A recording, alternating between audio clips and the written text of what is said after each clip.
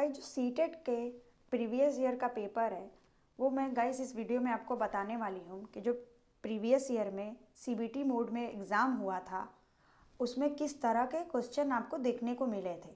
तो guys full solution के साथ मैं आपको इसमें शिक्षण शास्त्र का जो मतलब क्वेश्चन है वो मैं इसमें आपको हल करवाऊंगी कि कैसे इस मतलब किसका आंसर क्या होगा वो मैं आपको यहाँ पे बताऊंगी। तो गैस इस वीडियो में आपको 30 क्वेश्चन देखने को मिलेगा जो कि आपका शिक्षण शास्त्र से है। तो गाइस वीडियो को लेट ना करते हुए स्टार्ट करते हैं। Hello friends, learn in short में आपका एक बार फिर से स्वागत है। मेरा नाम है सरस और आप देख रहे हैं लर्न इन शॉर्ट। तो गाइस वीडियो को आगे बढ़ाते हैं।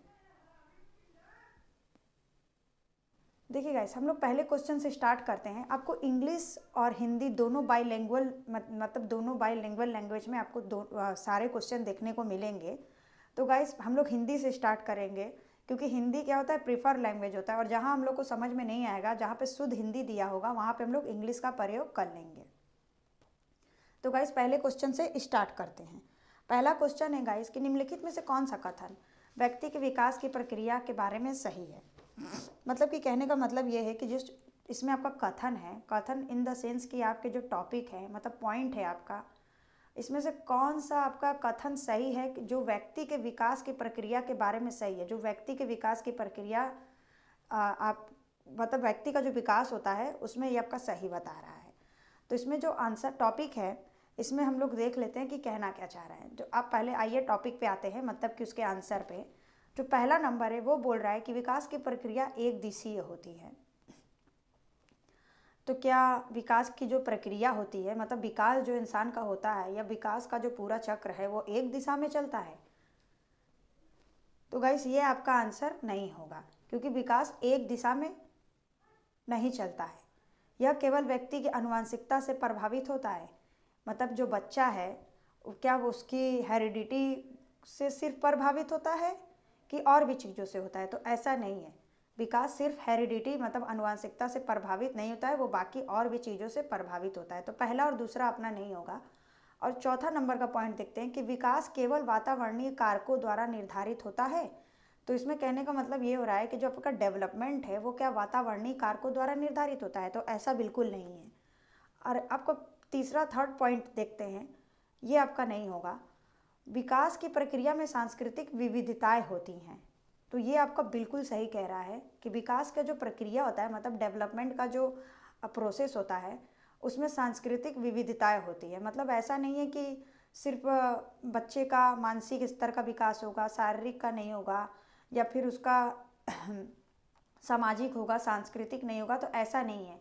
एक बच्चे का जो डेवलपमेंट होता है या किसी भी एक इंसान का जो डेवलपमेंट होता है, गाइस ये हम लोग सीडीपी पढ़ रहे हैं तो इसमें हम लोग बच्चों पे ही ज़्यादा फोकस करेंगे। तो बच्चों का ही मैटर होता है, भले व्यक्ति दिया रहे या कुछ भी दिया रहे।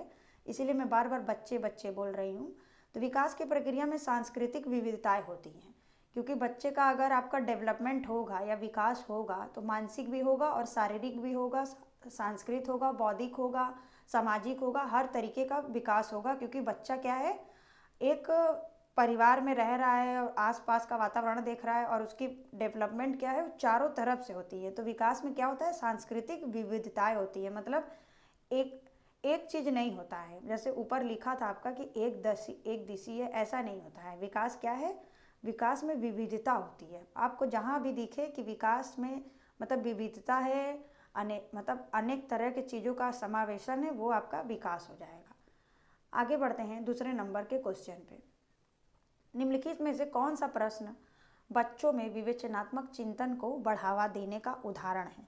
मतलब अगर आप किसी क्लास में बच्चे को पढ़ा रहे हैं तो आपको उनके विवेचनात्मक चिंतन को बढ़ाने के लिए कैसा उदाहरण आप देंगे? आप क्या कहेंगे उनसे कि दी गई कविता को सुस्मरण करके वाचन कर लो? तो ऐसा नहीं कहेंगे आप, क्योंकि हम लोग को बच्चे को रटवाना नहीं है, चीज़ों को समझाना है कि बच्चा सीखता कैसे है।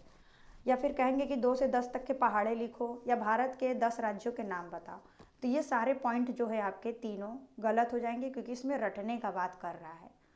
हम लोग देखेंगे इस पहला ऑप्शन को, पता करो कि तटीय इलाके में रहने वाले लोग क्या खाते हैं। मतलब बच्चे से हम लोग कहेंगे कि पता करो कि जो तटीय इलाके में रहते हैं वो लोग क्या खाते हैं और क्यों खाते हैं। तो बच्चा क्या करेगा, इसमें विवेचनात्मक चिंता करेगा, वो क्या करेगा कि 4 लोगों से पूछेगा, आपस में डिस्कशन करेगा, तो ये आपका सही हो जाएगा। इसमें वो विवेचन करेगा, मतलब विवेचना करके चिंतन करेगा, मतलब सोचेगा, अपने दिमाग पे जोर डालेगा कि क्या चीज़ हो सकता है।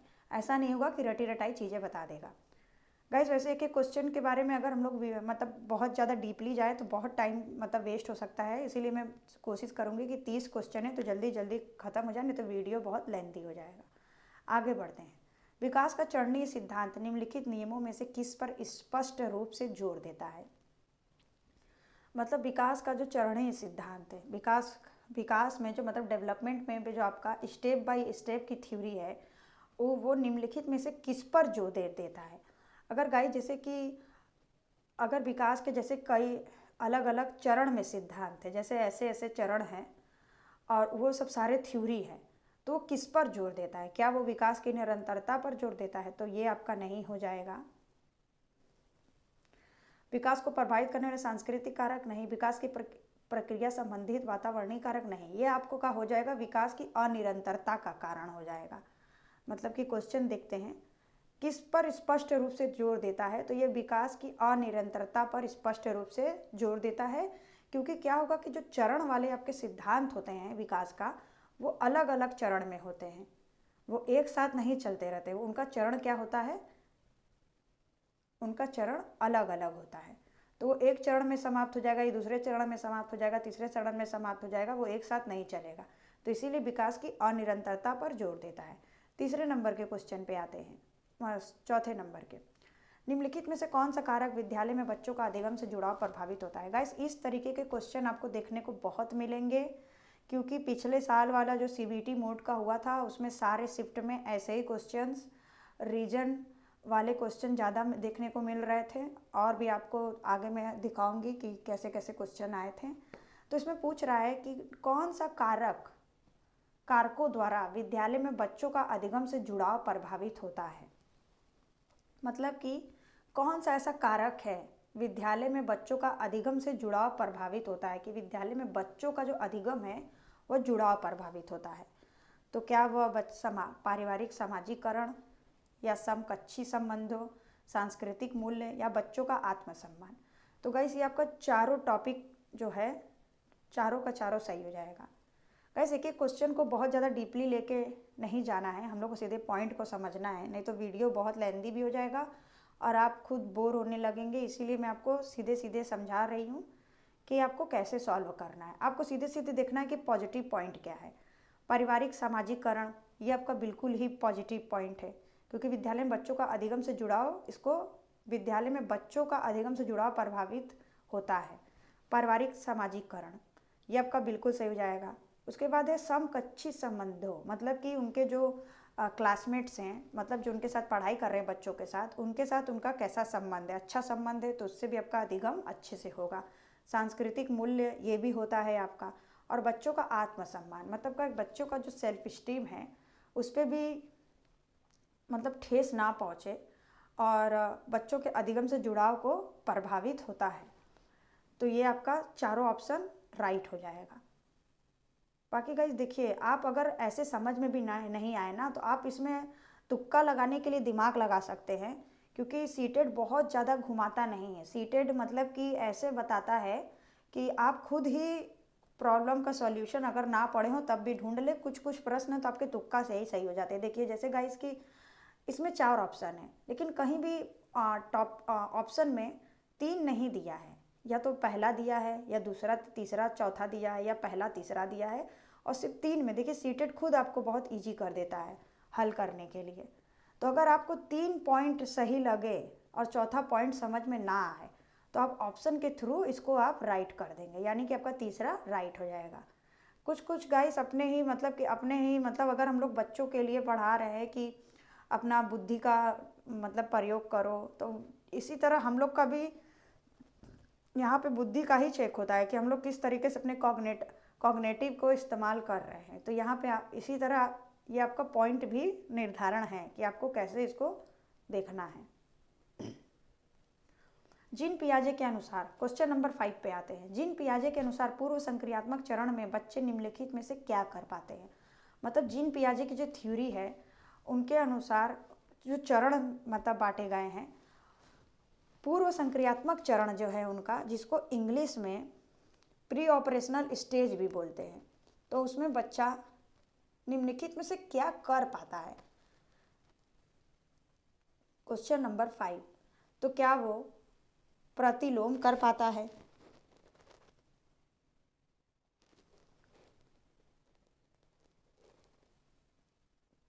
गैस सबसे पहले तो मैं आपको ये बता दूं कि पूर्व संक्रियात्मक चरण मतलब कि जो आपका प्री ऑपरेशनल स्टेज है, जो ऊपर आपका लिखा है, उसमें जो बच्चे आते हैं वो पियाजे के अनुसार 2 से 7 वर्ष तक के बच्चे इसमें आते हैं। तो ऐसे बच्चे क्या कर सकते हैं, इस स्टेज के बच्चे क्या कर सकते हैं, तो हम लोग इंग्लिश में देख लेते हैं। क्या वो कंजर्वेशन मतलब कि संरक्षण कर सकते हैं, या अनुक्रमिक वर्गीकरण कर सकते हैं, या प्रतिलोमिक चिंतन कर सकते हैं, या प्रतीकात्मक खेल कर सकते हैं। तो गाइस जो 2 से 7 साल के बच्चे होते हैं वो बहुत बड़े तो बच्चे होते नहीं हैं कि वो आपके साथ संरक्षण कर लें। तो ये आपका जो इसको इंग्लिश में बोलेंगे कंजर्वेशन या संरक्षण कर लें। तो 2 से 7 साल के बच्चे, बस गाइस आपको ये याद रखना है कि मूर्त संक्रियात्मक हो, मतलब पियाजे के अनुसार जो पूर्व संक्रियात्मक, मूर्व संक्रियात्मक या संवेदी गामक, उसमें कितने मतलब कि कितने साल के बच्चे आते हैं तो आप खुद ही लगा लेंगे। तो 2 से 7 साल के बच्चे जो होता है वो अनुक्रमिक वर्गीकरण, हायरार्किकल क्लासिफिकेशन। तो 2 से 7 साल का बच्चा गाइस क्या कर लेगा, क्या वो चिंतन मनन इतना तो कुछ करेगा नहीं, या फिर वर्गीकृत कर रहा है, अनुक्रमिक वर्गीकृत ये सब भी नहीं कर सकेगा। तो साथ साथ दिख रहा है आपको प्रतीकात्मक खेल, मतलब कि मैक्स बिलीव प्ले। 2 से 7 साल का बच्चा क्या कर सकता है, खेल खेल सकता है। तो आपका ये आंसर राइट हो जाएगा। ना वो चिंतन कर सकता है, ना वो वर्गीकरण कर सकता है, ना वो संरक्षण कर सकता है, तो प्रतीकात्मक खेल कर सकता है जीन पियाजे के अनुसार। ये आपका पांचवा का दूसरा हो जाएगा। उसके बाद गाइस आते हैं क्वेश्चन नंबर 6 पे। क्वेश्चन नंबर 6 पे देखिए, एक छोटी बालिका प्रतीकात्मक खेल कर पाती है पर अभी दूसरों व्यक्ति को दृष्टिकोण समझ नहीं पाती है। मतलब क्वेश्चन सबसे पहले समझिएगा गाइस, अगर क्वेश्चन का खेल होता है, अगर आप सीडीपी में क्वेश्चन को ही अच्छे से पढ़ ले तो आप आराम से अपना नंबर समझने का मतलब वो है। जल्दीबाजी में अगर आप करना चाहेंगे कि हाँ चलो यही टिक लगा दो ऐसा होगा, तो आपका वो नंबर खराब चला जाएगा। ये मेरा खुद का एक्सपीरियंस है। तो आपको सिर्फ क्या करना है, पहले क्वेश्चन को ध्यान से पढ़ना है, फिर उसके बाद ऑप्शन को ध्यान से पढ़ना है। एक ऐसा नहीं है कि सारे क्वेश्चन आपके लिए कठिन ही होंगे, कुछ कुछ तो ऐसे होते हैं कि हाँ इसका तो यही आंसर होगा, और जो आपको समझ में नहीं आए उसमें आप एक की जगह पे 2 मिनट दीजिए। उससे क्या होगा कि आपका आंसर ठीक होगा। एक छोटी बालिका प्रतीकात्मक खेल कर पाती है, मतलब एक छोटी सी बच्ची है, वो खेल कर पाती है पर अभी दूसरों व्यक्ति का दृष्टिकोण नहीं समझ पाती है।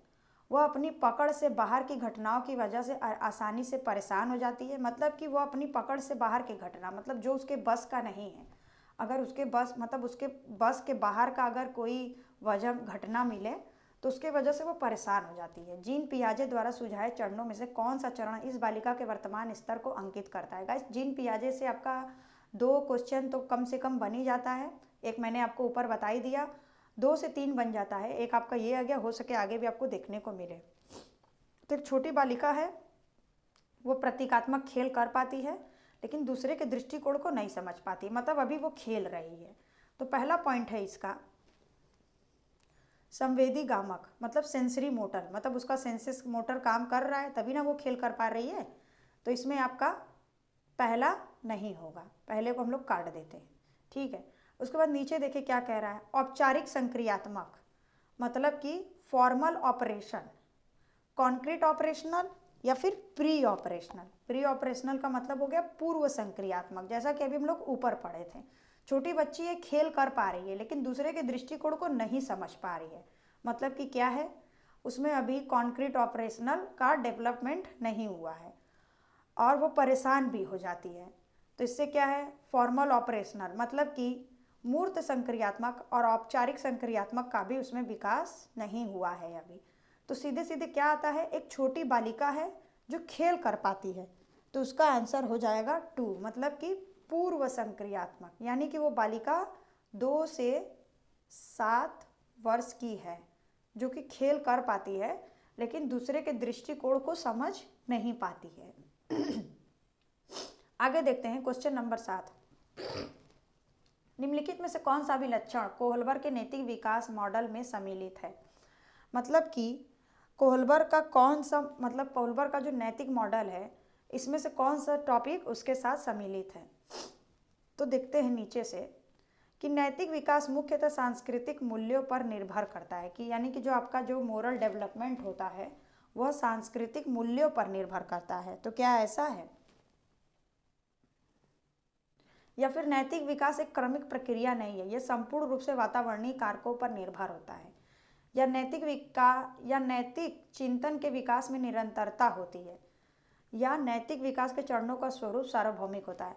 गाइस, अगर सीटेट में जो सीडीपी का हिंदी होता है बहुत ज़्यादा डिफिकल्ट होता है, तो आप इंग्लिश अगर आपको पढ़ना हो तो दोनों ऑप्शन आपको दिया होगा, तो आप दोनों ऑप्शन के थ्रू देख लीजिएगा गाइस। तो इसका जो आंसर हो जाएगा, इसका आंसर हो जाएगा नंबर 1। इसलिए क्योंकि नैतिक विकास का जो चरण होता है वो चरणों का स्वरूप सार्वभौमिक होता है। इसका मतलब देख लेते हैं इंग्लिश में क्या कहना चाह रहा है। Stage of moral development are universal in nature. और बाकी के पॉइंट में देखिए क्या कह रहा है कि नैतिक विकास के विकास में निरंतरता होती है, नैतिक चिंतन के विकास में निरंतरता होती है। तो गाइस ऐसा नहीं है। बाकी नैतिक विकास एक कर्मिक प्रक्रिया नहीं है, यह संपूर्ण रूप से वातावरणीय कारकों पर निर्भर होती है, ये भी नहीं है। नैतिक विकास मुख्य सांस्कृतिक मूल्यों पर निर्भर होता है, आपका ये भी नहीं है। सीधा सीधा देखिए, जो आपको मतलब मेन सीधे पॉजिटिव भी लग रहा है कि नैतिक विकास के चरणों का स्वरूप सार्वभौमिक होता है, ये आपके कोहलबर के नैतिक विकास के मॉडल में सम्मिलित है। गाइस, पियाजे, वाइगॉस्की और कोहलबर्ग से आपके क्वेश्चन बनते हैं, उसको आप लोग अच्छे से पढ़ लीजिएगा।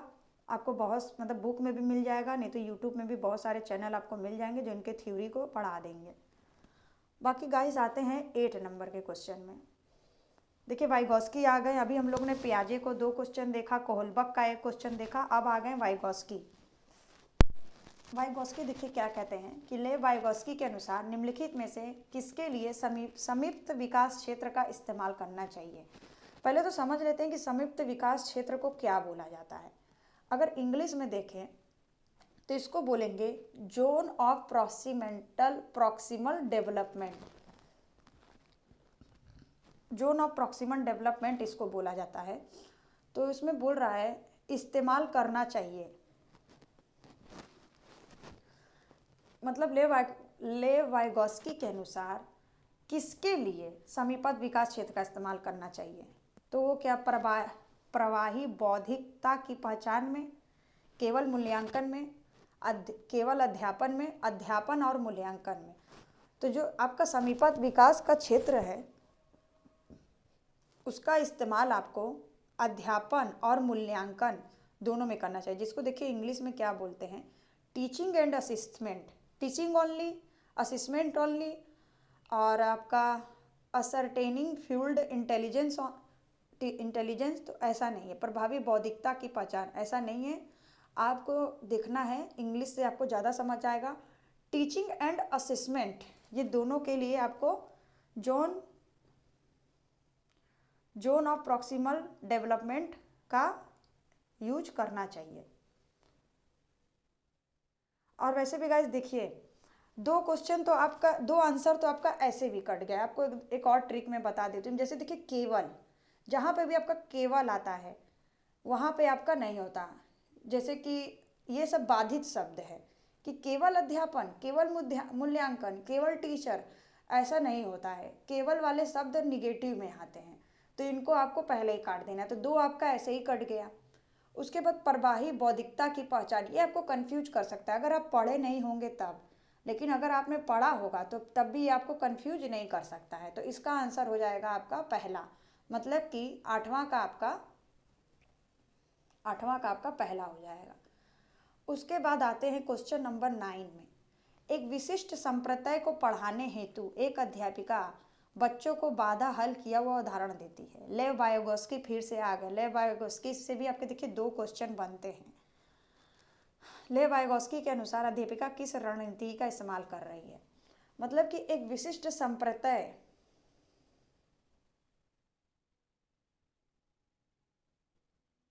हाँ, एक विशिष्ट संप्रदाय को पढ़ाने हेतु, मतलब कि एक टीचर है, वो एक संप्रदाय को पढ़ाने के लिए बच्चों का बाधा हल किया हुआ उदाहरण देती है।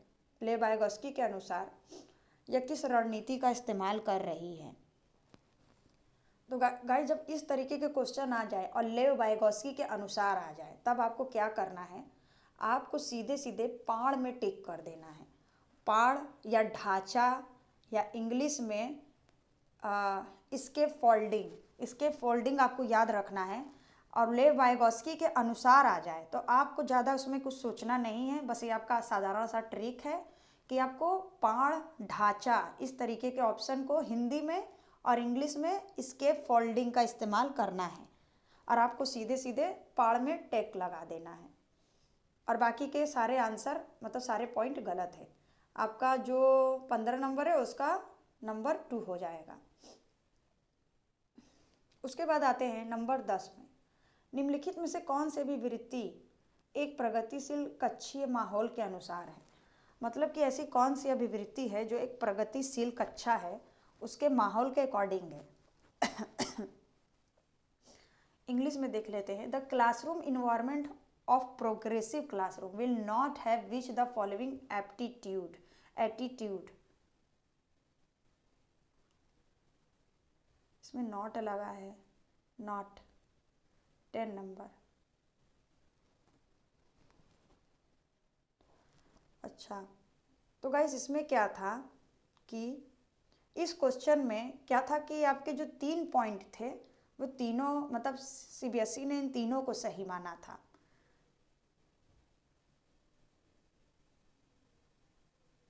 हाँ, तो अगर किसी ने भी, मतलब इस दिन, मतलब जो 16 दिसंबर का आपका एग्ज़ाम था, अगर किसी ने फर्स्ट, सेकंड, थर्ड,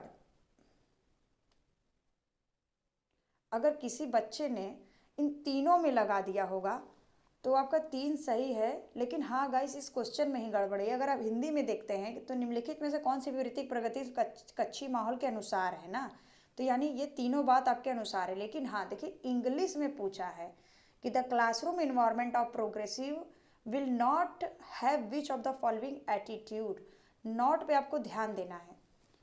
तो फिर गाइस ये आपको इंग्लिश भी पढ़ना है, क्योंकि सॉरी, क्योंकि क्या होता है कि अगर इंग्लिश वाले पे आपको एक बार पढ़ना जरूर है, क्योंकि इंग्लिश वाले को ही राइट माना जाता है। तो अगर आपने इन तीनों में से किसी में लगा दिया होगा हिंदी के हिसाब से, तब आपका ये क्वेश्चन गलत हो गया होगा। आपको क्या करना है, आपको इंग्लिश के अकॉर्डिंग लगाना है। क्योंकि देखिए, हिंदी में नहीं का जिक्र कहीं है नहीं, जबकि पूछा है कि नहीं है। तो देखिए, निर्णय निर्धारण में बच्चों की सहभागिता, मतलब अगर टीचर कोई निर्णय ले रहा है तो उसके निर्धारण में बच्चों से उसका पार्टिसिपेट करा रहा है कि बच्चे भी उसमें इन्वॉल्व हो और अपना अपना पॉइंट ऑफ व्यू रखे। तो ये आपका पॉजिटिव सेंस में हो गया। उसके बाद है कि भय मुक्त अधिगम वातावरण की संरचना, मतलब कि कोई भी डर नहीं रखना है क्लासरूम में और सिखाना है, वैसे माहौल को आपको क्रिएट रखना है। ये भी आपका सही हो गया। विद्यार्थियों की व्यक्तिगत भिन्नताओं पर ध्यान रखना, मतलब विद्यार्थियों की जो व्यक्तिगत भिन्नताएं हैं, अलग अलग है, उन पर भी आपको ध्यान रखना है। तो ये आपका तीनों पॉजिटिव सेंस में है। तो अगर कोई तीनों में से लगा दिया होगा इस हिंदी को पढ़ के, तो उसका ये क्वेश्चन गलत हो गया होगा। तो आपको क्या करना है, आपको नॉट पे ध्यान देना है। साफ बड़े बड़े अक्षरों में इंग्लिश में नॉट लिखा है, तो आपको नोट पे ध्यान देकर आपको चौथे नंबर पे टिक करना है। अध्यापक द्वारा बाह्य अनुशासन कायम रखना, मतलब कि जो टीचर है उसके द्वारा जो वो अनुशासन रख रहा है, बाहरी अनुशासन को वो कायम रख रहा है। तो आपका जो इसका आंसर हो जाएगा क्वेश्चन नंबर 4 हो जाएगा। गाइस, आपको हिंदी के साथ साथ इंग्लिश में भी ज़रूर एक बार क्वेश्चन को देख लेना है, उससे आपका कई नंबर बच जाएगा। क्योंकि क्वेश्चन बनाते समय सीटेट भी बहुत सारी गलतियां कर देती है। अगर सीटेट की गलती होती है तो वो अपने तरफ से आपको नंबर दे देता है, लेकिन अगर आपकी गलती होती है कि आपने इंग्लिश में क्यों नहीं पढ़ा, तो उसका नंबर आपको नहीं मिलेगा। आते हैं हम लोग 11 नंबर के क्वेश्चन पे। एक महत्वपूर्ण है कि कोई अध्यापक बच्चों को बुद्धि लब्धि के आधार पर स्थिर समूहों में पृथक ना करे, क्योंकि इंग्लिश में भी एक बार हम लोग देख लेते हैं। मतलब कि यह बात इम्पॉर्टेंट है कि कोई अध्यापक जो है बच्चों को बुद्धि लब्धि के आधार पर समूहों में पृथक ना करे। क्योंकि ऐसा क्यों होना चाहिए कि आईक्यू के कॉन्सेप्ट के अकॉर्डिंग बच्चों का ग्रुप बना के उन्हें अलग अलग नहीं करना चाहिए। ऐसा क्यों करना चाहिए? ऐसा इसलिए करना चाहिए कि यह अध्यापक के लिए सुविधाजनक है, कि क्या यह अध्यापक के लिए सूटेबल हो जाएगा। तो गाइस देखिए, आपको सीटेट में अगर आप पहली बार सीटेट देने जा रहे हैं तो जहाँ पे टीचर की सुविधा की बात हो उस पर आपको कभी टिक नहीं लगाना है, वो आपका गलत हो जाएगा। ये आपका गलत है। टीचर क्या है कि टीचर को सब आना चाहिए, टीचर को सब मतलब सहन करना है और सिखाना है बच्चों को, और टीचर को सारे चीज़ों से ज्ञान होना चाहिए। आपके क्वेश्चन में उसी तरीके के आंसर को देना है, क्योंकि इस समय क्या है कि टीचर सेंटर एजुकेशन नहीं है, चाइल्ड सेंटर एजुकेशन है। बच्चे को बीच में रखना है और बच्चे को सारी सुविधा प्रोवाइड कराना है, टीचर को नहीं। ये आपका जो मतलब कि ये अब गवर्नमेंट रूल है कि बच्चे चाइल्ड सेंटर एजुकेशन है, टीचर सेंटर नहीं। पहले का ज़माना नहीं था, पहले टीचर सेंटर एजुकेशन था, अब चाइल्ड सेंटर है। तो टीचर का सुविधा का बात ही नहीं हो, असुविधा यह अध्यापक के लिए असुविधाजनक है, तो ये आपका गलत हो जाएगा। आगे बढ़ते हैं। यह विद्यालय के लिए असुविधाजनक है, विद्यालय के लिए भी असुविधाजनक है तो ठीक है, ये भी गलत हो जाएगा। यह बच्चों को एक दूसरे के साथ अंतः सामूहिक प्रतिस्पर्धा नहीं करने देता है, तो यह बच्चों के साथ अंतः सामूहिक प्रतिस्पर्धा नहीं करने देता। ये भी आपका कॉन्सेप्ट मतलब ये भी बात उनका गलत, मतलब ये भी ऑप्शन आपका गलत है। उसके बाद देखते हैं चौथा नंबर। गाइस सारे क्वेश्चन को आपको अच्छे से पढ़ना है, उसके बाद ही आपको उस पर टिक करना है। वैसे तो अभी सीबीटी मोड है, अगर आप एक बार गलत भी कर देते हैं तो वापस उस टाइम में आप जाकर वापस सही भी कर सकते हैं। पहले ऐसा, जब सीबीटी मोड बहुत ही अच्छा मोड है, पहले ऐसा नहीं था, जब आपको OMR सीट भरना पड़ता था। आपने एक बार अगर कोई गलती से भी भर दिया तो वो आपका मतलब मन में फिर रह जाता था कि अरे यार मैंने जल्दबाजी में गलत कर दिया। तो ये सीबीटी मोड बहुत ही अच्छा है, मुझे तो सीबीटी मोड बहुत अच्छा लगता है। हाँ बस इसमें टाइम बहुत जल्दी जल्दी भागता है, तो इसमें बस टाइम का ही खेल है, लेकिन नहीं तो सीबीटी मोड बहुत अच्छा है। बुद्धि लब्धि संकल्पना स्थायी नहीं है और यह बच्चों को चिन्हित करने के लिए जिम्मेदार हो सकती है। ये बात देखिए बिल्कुल सही है। आप ये एकदम ध्यान से पढ़िए कि बुद्धि लब्धि संकल्पना स्थायी नहीं है और यह बच्चों को चिन्हित करने के लिए जिम्मेदार हो सकती है। ये बात बिल्कुल सही है। अब जैसे कि क्या क्वेश्चन कह रहा था, बुद्धि लब्धि के आधार पर स्थिर समूहों में पृथक ना करें, बुद्धि लब्धि के आधार पर। अब गाइस जैसे कि आपने बुद्धि लब्धि के अकॉर्डिंग मतलब कि कमज़ोर बच्चों को एक ग्रुप में रख दिया और क्या बोलते हैं कि प्रतिभाशाली बच्चों को एक ग्रुप में कर दिया, तो ये क्या है, यह बच्चों को चिन्हित करने के लिए बच्चों को आपने चिन्हित करा दिया कि ये बच्चा ऐसा है, ये बच्चा वैसा है। ऐसे क्या होगा कि क्लासरूम में ही बच्चे आपस में क्या करेंगे, एक दूसरे के प्रतिद्वंदी बनेंगे कि तुम तो ऐसे हो, मैं ऐसा हूँ। उनके क्लासरूम में ही उनके अंदर हीन भावना पैदा हो जाएगी। तो ऐसे आपको बिल्कुल नहीं करना है। आपका चौथा पॉइंट सही हो जाएगा। आगे बढ़ते हैं क्वेश्चन नंबर 12 में। गाइस इस वीडियो में हम लोग 15 क्वेश्चन ही करते हैं, 15 सेट। बाकी नेक्स्ट वीडियो में आपको 15 मिल जाएगा। नहीं तो अगर 30 क्वेश्चन को बनाऊंगी तो ये आपके लिए थोड़ा लेंदी हो जाएगा। इससे क्या होगा कि 15 क्वेश्चन आप मुश्किल से मुश्किल 2 से 5 मिनट में याद कर लेंगे, अगर आपने ये वीडियो को अच्छे से देख लिया तो। और बस प्रीवियस ईयर लगाकर आप क्या कर सकते हैं, आप आराम से 100 नंबर तो ला ही सकते हैं सिर्फ प्रीवियस ईयर लगाकर, और आपको बाकी बुक वगैरह परचेस करने का कोई ज़रूरत नहीं है। हावर्ड गार्डनर का सिद्धांत है के अनुसार एक कक्षा में तरह तरह की अध्यापन रणनीतियों का इस्तेमाल होना जरूरी है, क्योंकि हावर्ड गार्डनर का जो सिद्धांत था उसी में कहा गया है कि एक कक्षा में तरह तरह के अध्यापन रणनीतियों का इस्तेमाल करना जरूरी है। क्यों जरूरी है भाई? हावर्ड गार्डनर जी ने ऐसा कहा। यह नीचे से देखते, यह एक व्यवहारिक बौद्धिकता के बढ़ाने में मदद करता है। यह व्यवहारिक बौद्धिकता को बढ़ाने में मदद करता है, मददगार है। तो ऐसा नहीं है, ये आपका गलत हो जाएगा। उसके बाद फिर यह तारक विद्यार्थी बनाने में मददगार होता है, मतलब कि तारक विद्यार्थी का मतलब जो बच्चों को स्टार मिला, मतलब जो बच्चों, मतलब कि जो बच्चे क्लास में सबसे अच्छा परफॉर्म करते हैं, स्टार बच्चे होते हैं, मतलब उनको हमेशा स्टार मिलता है टेस्ट में और एग्ज़ाम में। तो क्या होता है कि हार्वर्ड गार्डनर के अनुसार कि क्या यह तारक विद्यार्थियों में मददगार होता है, तो ऐसा नहीं होता है। उसके बाद फिर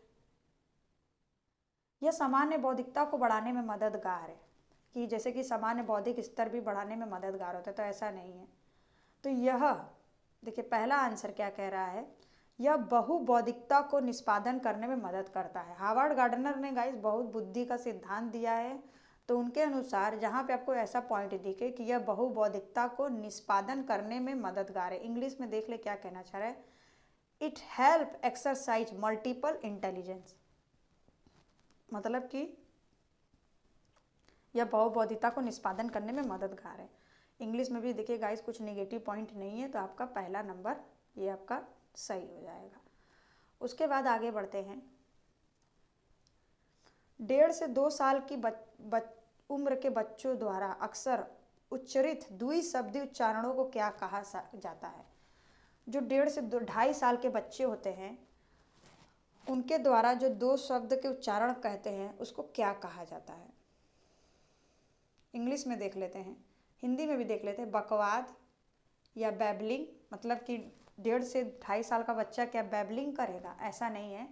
बैबलिंग बच्चे करना 5 से 6 महीने बाद स्टार्ट नहीं, जन्म से ही बैबलिंग उन लोग का स्टार्ट हो जाता है, मतलब कुछ भी बोलो आगा ऐसे बोलना स्टार्ट कर देते हैं। तो ये तो आपका नहीं होगा क्योंकि बच्चा बड़ा है। उसके बाद फिर देखते हैं क्या वो वाचन का अधिविस्तारण करने लगेगा 2.5 साल का बच्चा, इसका मतलब कि over extension of speech. Hindi में गाइस अगर आपको समझ में ना आए तो आप इंग्लिश में देख लीजिए, उससे आपको तुरंत समझ में आएगा। हाँ, तो 2.5 साल का बच्चा क्या करेगा, ओवर स्पीच करेगा, अधिविस्तारण करने लगेगा, एकदम हमारे आपकी तरफ बोलने लगेगा, तो ऐसा भी नहीं है, ये भी आपका रॉन्ग हो जाएगा। तो आखिरी और पहला तो आपका गलत हो गया, बचा 2 पॉइंट। अब आता है नववाद। नववाद को इंग्लिश में नियोलॉजिज्म कहते हैं। और एक आपका क्या बचा, एक आपका बचा टेलीग्राफिक स्पीच। तो आपका जो सही आंसर हो जाएगा तार प्रसित वाचन, जो आपका 1.5 से 2.5 साल का बच्चा होगा वो तार प्रसित वाचन, यानी कि इंग्लिश में उसको बोलेंगे टेलीग्राफिक स्पीच करने लगेगा।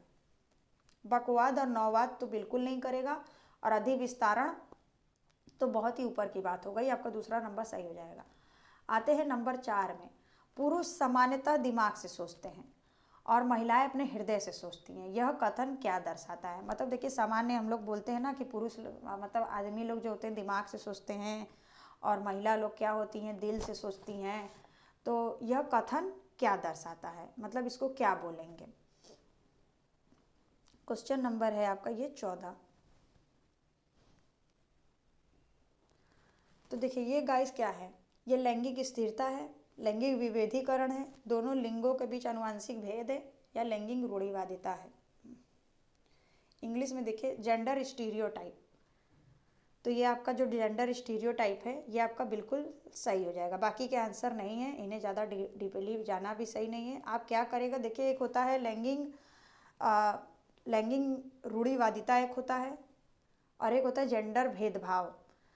तो जेंडर स्टीरियोटाइप अगर आपको इंग्लिश में दिखे आप तुरंत ही बिना आँख बंद करके इसको टिक लगा दीजिएगा। देखिए इसमें आपको 2-3 चीज़ें मैं और इन्वॉल्व कर देती हूँ। जेंडर रूढ़िवादिता में क्या है कि मतलब कि पूर्वाग्रह है जो बहुत पहले से चलता आ रहा है, जैसे कि लड़कियां स्कूटी सही से नहीं चला सकती है, ये भी आपका लैंगिक रूढ़िवादिता है।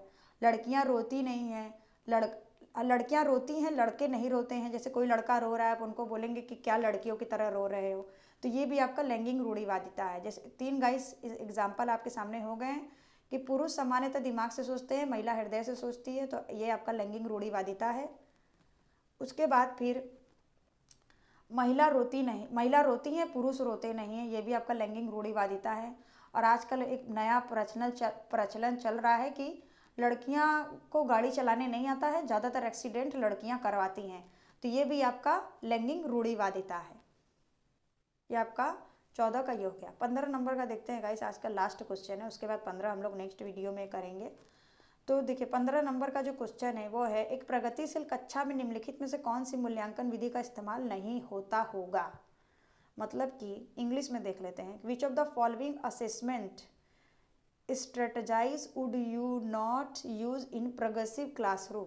मतलब एक प्रोग्रेसिव क्लासरूम है, प्रगतिशील कक्षा है, मूल्यांकन विधि का इस्तेमाल नहीं होता होगा। मतलब कि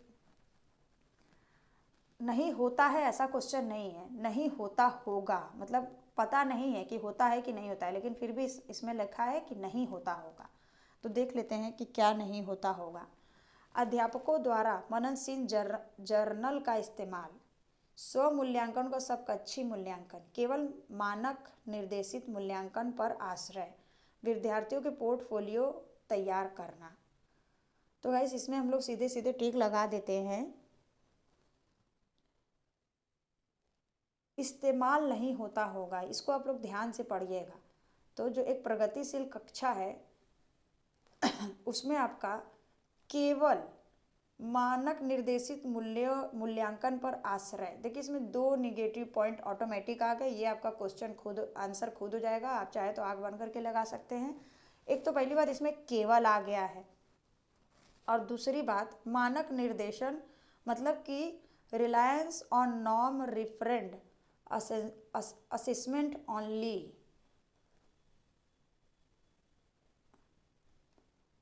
और दूसरा है कि केवल, पहला तो हो गया केवल, दूसरा हो गया कि मानक निर्देशन मूल्यांकन पर आश्रय, मतलब वो डिपेंडेंट है। तो ये आपके दोनों पॉइंट के अकॉर्डिंग आपका ये क्वेश्चन आंसर नहीं होगा इस क्वेश्चन का। बाकी के विद्यार्थियों का पोर्टफोलियो तैयार ये होता ही है, ठीक है। उसके बाद स्व मूल्यांकन एवं समकक्षी मूल्यांकन, इंग्लिश में देख लेते हैं क्या कहना चाह रहे हैं। मतलब कि self assessment and peer assessment, मतलब कि स्वयं का मूल्यांकन और उनके जो समकक्षी है मतलब क्लासमेट है उनका मूल्यांकन। अध्यापकों द्वारा मननशील और जनरल का इस्तेमाल, मतलब कि use the effective general bye teachers. ये भी, ये सारे आपके पॉजिटिव सेंस के हैं, पहला, दूसरा और तीसरा। निगेटिव आपका यही है, चौथा, तीसरा ये आपका निगेटिव है, यही आपका नहीं होगा, बाकी के सब आपके पॉजिटिव है। गैस इस वीडियो में मैंने 15 क्वेश्चन आपको शिक्षण शास्त्र का करा दिया है। अब आप बताइएगा कि आपको वीडियो कैसा लगा। अगर वीडियो पसंद आया हो तो आप वीडियो को लाइक कर दें, चैनल को सब्सक्राइब कर दें, और बाकी जो भी सीटेट की तैयारी कर रहे हैं उनको उनके साथ शेयर कर लें कि उन्हें भी ये क्वेश्चन लगाने के लिए थोड़ा सा ईजी हो जाए। गाइस ऐसे ही जो आपका 15 से 20 दिन का एग्ज़ाम हुआ था, मैं आपको ईवीएस और शिक्षण शास्त्र मतलब बाल विकास और शिक्षण शास्त्र का सीडीपी, और कोशिश करूँगी कि हिंदी इंग्लिश भी करा दूँ आपको। वैसे तो ये 2 टॉपिक मैं आपका एकदम कंप्लीट करा दूँगी, और भी मैं आपको अलग अलग तरीके के वीडियो को प्रोवाइड कराने का कोशिश करूँगी गाइस। ओके गाइस, आज के वीडियो में इतना ही, बाकी हम लोग नेक्स्ट वीडियो में 15 क्वेश्चन को लगा लेते हैं।